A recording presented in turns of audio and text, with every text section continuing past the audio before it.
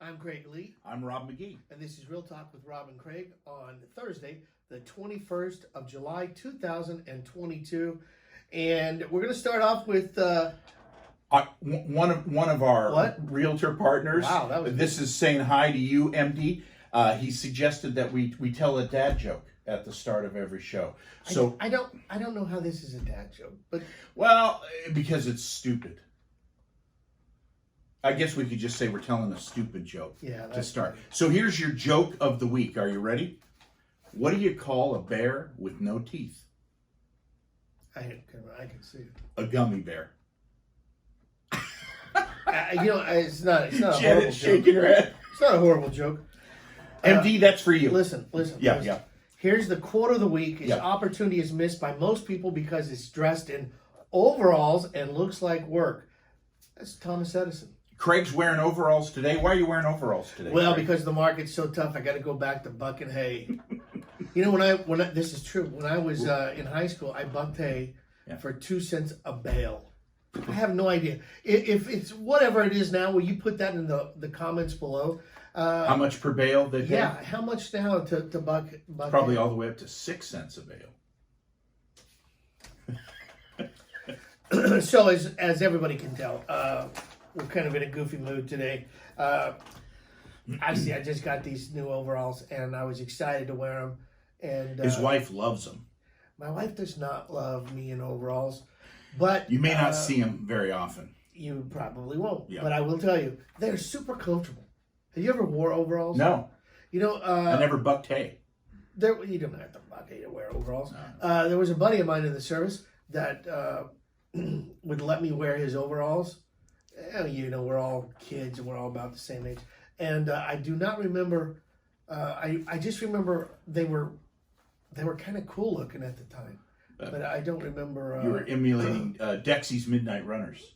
I don't know why you would even say that. Well, they all wore overalls. These are real overalls. They're Big Smith. I mean, these are. You know what I remember from being a kid? Oshkosh.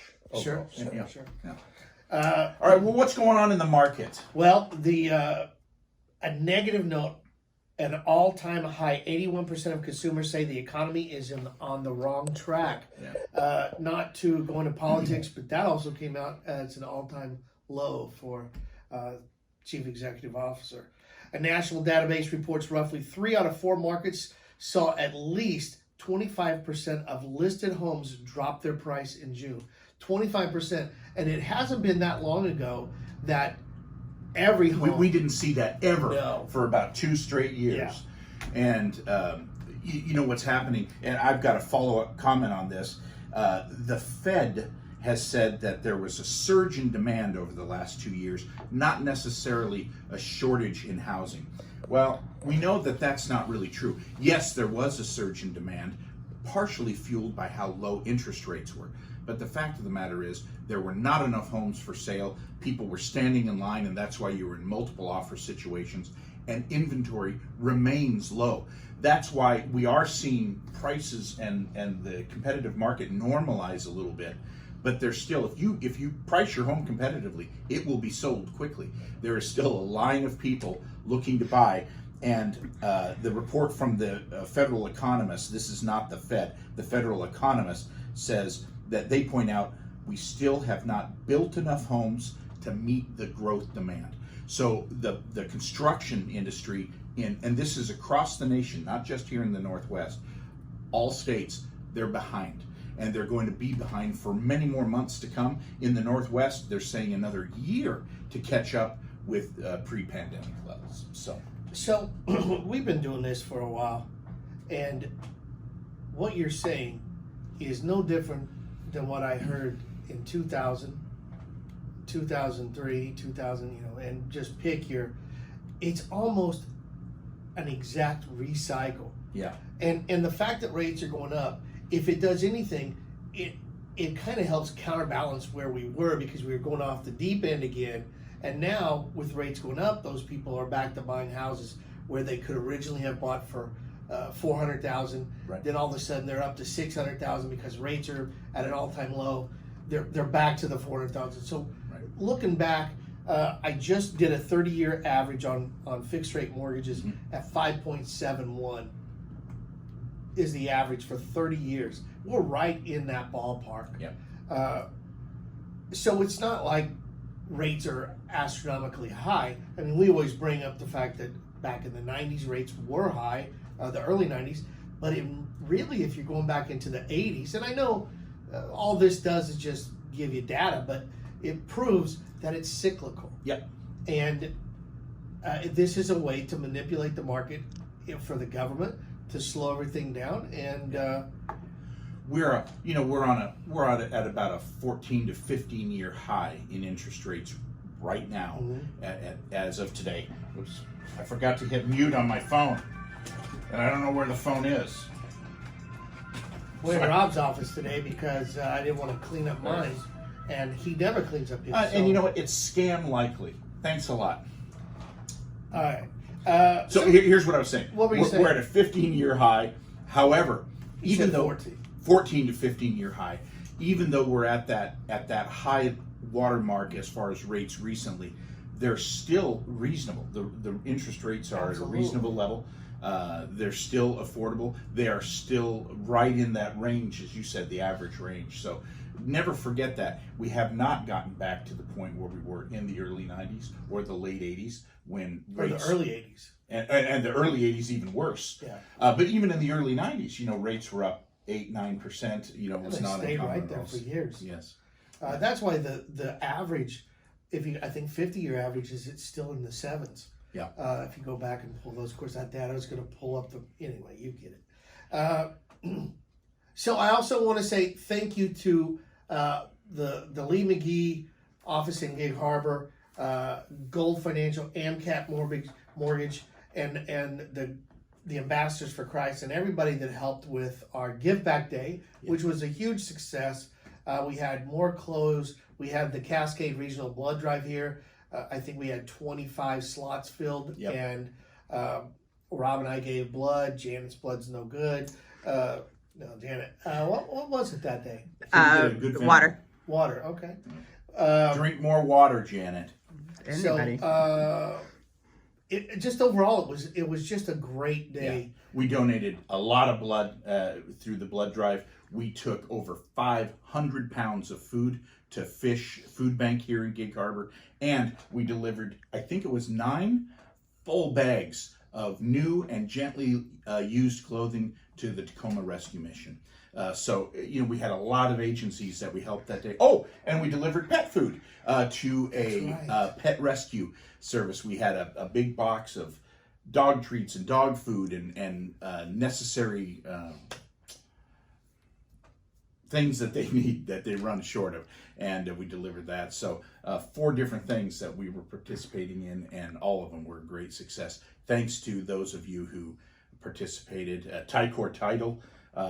Huge shout out to brought them. in a big, a lot of food for the food drive. And it was great participation. And we want to thank the ambassadors because there was Sandy and Roy Covey were here at the very beginning to get blood. She helped Lana with making the blankets as well. And we did blankets. Yeah, so there's tons Project of Linus.